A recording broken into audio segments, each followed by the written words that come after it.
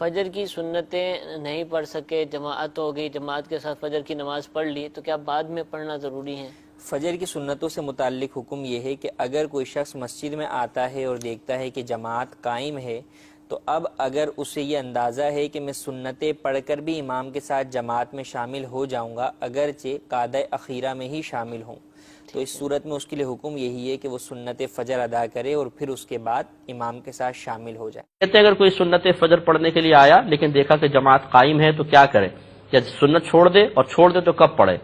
دیکھیں اس میں مسئلہ یہ ہوتا ہے کہ آپ مسجد میں آئے، فجر کی اگر جماعت قائم ہے تو آپ غور و تفکر کریں کہ اگر میں سنت پڑھ کر جماعت میں شامل ہو سکتا ہوں سلام سے پہلے چاہے ایک لمحے پہلے، تو پھر آپ کو سنت پڑھنی ہوگی علیحدہ ہٹ کر، اور پھر آپ جماعت میں شامل ہوں۔ فرض نماز کے دوران لوگ سنت نماز پڑھتے ہیں، جیسے کہ فجر کی نماز فرض کے دوران سنت پڑھتے ہیں۔ بھائی فجر کی جب جماعت کھڑی ہو جائے تو وہیں کھڑے ہو کر سنتیں پڑھنا جائز نہیں ہے، سمجھ رہے ہو؟ بہت دور، جہاں بالکل مسجد کے کسی کونے کھدڑے میں جہاں امام کی تلاوت کی آواز نہ آ رہی ہو، وہاں جا کے بھی اس شرط کے ساتھ پڑھیں کہ جماعت ملنے کا، کم از کم ایک رکعت ملنے کا یقین ہو۔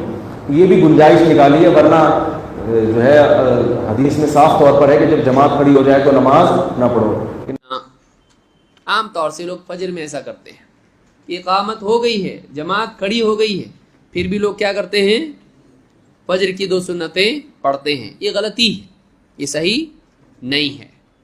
اللہ کے رسول صلی اللہ علیہ وسلم نے فرمایا اذا اقیمت الصلاۃ فلا صلاۃ الا المکتوبہ، جب نماز کی اقامت ہو جائے تو کوئی نماز نہیں سوائے مکتوبہ کے۔ مکتوبہ کتنی نمازیں ہیں؟ 5 نمازیں ہیں۔ مکتوبہ کتنی نمازیں ہیں؟ 5۔ تو جب اقامت ہو جائے تو فرض نماز کے سوا کوئی نماز نہیں، فرض نماز کے سوا کوئی نماز نہیں پڑھی جائے گی۔ تو اس حدیث کو امام مسلم نے روایت کیا ہے۔ اس حدیث سے معلوم ہوتا ہے کہ جب جماعت کھڑی ہو جائے تو آدمی کو سنن و نوافل نہیں پڑھنی چاہیے۔ بعض لوگ کہتے ہیں کہ دیکھو فجر کی نماز، فجر کی سنت بہت اہم ہے، لہٰذا فجر کی نماز جب ہو رہی ہو، اگر جماعت ملنے کا امکان ہے تو جلدی جلدی سنت پڑھ کے شریک ہو جائے۔ غلط، یہ صحیح نہیں ہے۔ کیا دلیل ہے؟ آئیے دیکھتے ہیں۔ ابن بحینہ رضی اللہ عنہ کہتے ہیں اقیمت صلاۃ الصبح، صبح کی نماز، فجر کی نماز کی اقامت ہوئی، فرآ رسول اللہ صلی اللہ علیہ وسلم رجلا یصلی والمؤذن یقیم، آپ صلی اللہ علیہ وسلم نے دیکھا کہ ایک آدمی نماز پڑھ رہا ہے جبکہ مؤذن اقامت دے رہا ہے، یعنی یہ اقامت کے وقت کی بات ہے، اقامت مؤذن دے رہا ہے اور ایک آدمی نماز پڑھ رہا ہے۔ فقال اتصلی الصبح 4، آپ نے ڈانٹتے ہوئے کہا تم صبح کی نماز 4 پڑھتے ہو؟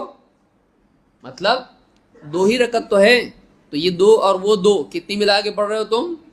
ہاں، تو اس وقت میں کچھ پڑھنا نہیں ہے، فوراً آدمی کو کیا کرنا ہے؟ جماعت میں شریک ہونا چاہیے۔ اس حدیث کو امام البخاری اور مسلم نے روایت کیا ہے۔ عبداللہ ابن سرجس رضی اللہ عنہ کہتے ہیں دخل رجل المسجد، اس حدیث کو یاد رکھیں، ایک آدمی مسجد میں داخل ہوا، ورسول اللہ صلی اللہ علیہ وسلم فی صلاۃ الغداء، اور اللہ کے رسول صلی اللہ علیہ وسلم صبح کی نماز میں تھے، یعنی فجر کی نماز ہو رہی تھی جماعت کے ساتھ، اور ایک آدمی مسجد میں آیا، فصلی رکعتین فی جانب المسجد، اس نے مسجد کے ایک حصے میں، ایک جانب، ایک کونے میں نماز پڑھی، ثم دخل مع رسول اللہ صلی اللہ علیہ وسلم، پھر آ کے رسول صلی اللہ علیہ وسلم کے ساتھ داخل بھی ہوا، نماز میں شامل ہوا، فلما سلم رسول اللہ صلی اللہ علیہ وسلم قال، جب اللہ کے رسول صلی اللہ علیہ وسلم نے سلام پھیرا تو آپ نے کہا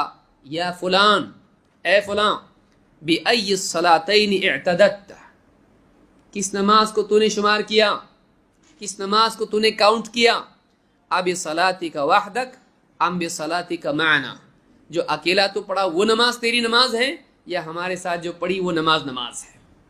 یعنی آپ نے اس کو ڈانٹا اور اس کو پسند نہیں کیا کہ یہاں جماعت ہو رہی ہو اور ایک آدمی اکیلا بھی کوئی نماز اور پڑھ رہا ہو۔ بعض لوگ کہتے ہیں نا جلدی جلدی پڑھ لے اور جماعت میں شریک ہو جائے، تو یہ کیا ہے؟ پھر آپ صلی اللہ علیہ وسلم نے اس کو بھی پسند نہیں کیا۔ بعض علماء نے کہا، جیسے طحاوی وغیرہ نے کہا کہ کہ نہیں، جو منع ہے وہ یہ کہ آدمی صف میں کھڑا ہو کے دوسری نماز پڑھے.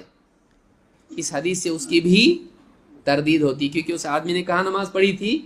مسجد کے ایک حصے میں، الگ سے صف میں نماز نہیں پڑھی تھی، صف سے ہٹ کے نماز پڑھ کے صف میں آ کے ملا. جماعت ملی کہ نہیں؟ پھر بھی ڈانٹا آپ صلی اللہ علیہ وسلم. تو صف سے الگ پڑھیں، جماعت ملے، تب بھی یہ کیا ہے؟ غلطی ہے، کیونکہ آپ نے اس کو ڈانٹا. اگر نہیں ڈانٹتے تو معاملہ یہ تھا کہ ٹھیک ہے چلتا ہے، لیکن آپ نے کیا کہا؟ تیری وہ نماز گنے گا تو یا یہ گنے گا؟ کون سی نماز ہے تیری؟ یعنی آپ نے اس کو پسند نہیں کیا. اس حدیث کو امام مسلم نے روایت کیا ہے. شعبہ نے ورقہ سے، انہوں نے عمر بن دینار سے، انہوں نے عطا بن یسار سے، انہوں نے حضرت ابو ہریرہ رضی اللہ تعالیٰ عنہ سے، اور انہوں نے نبی اکرم صلی اللہ علیہ وسلم سے روایت کی. آپ صلی اللہ علیہ وسلم نے فرمایا، جب نماز کے لیے اقامت ہو جائے تو فرض نماز کے سوا کوئی نماز نہیں. صحیح مسلم حدیث نمبر 1644.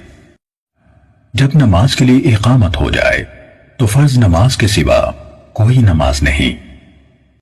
عبداللہ بن مالک بن بحینہ سے روایت ہے کہ نبی کریم صلی اللہ علیہ وسلم کا گزر ایک شخص پر ہوا.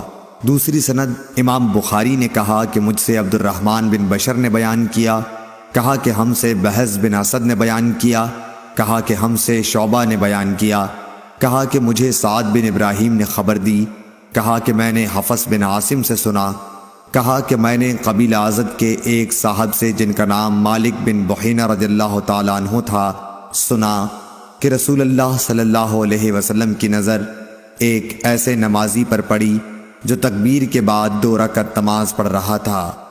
حضور صلی اللہ علیہ وسلم جب نماز سے فارغ ہو گئے تو لوگ اس شخص کے ارد گرد جمع ہو گئے، اور حضور صلی اللہ علیہ وسلم نے فرمایا، کیا صبح کی 4 رکعتیں پڑھتا ہے؟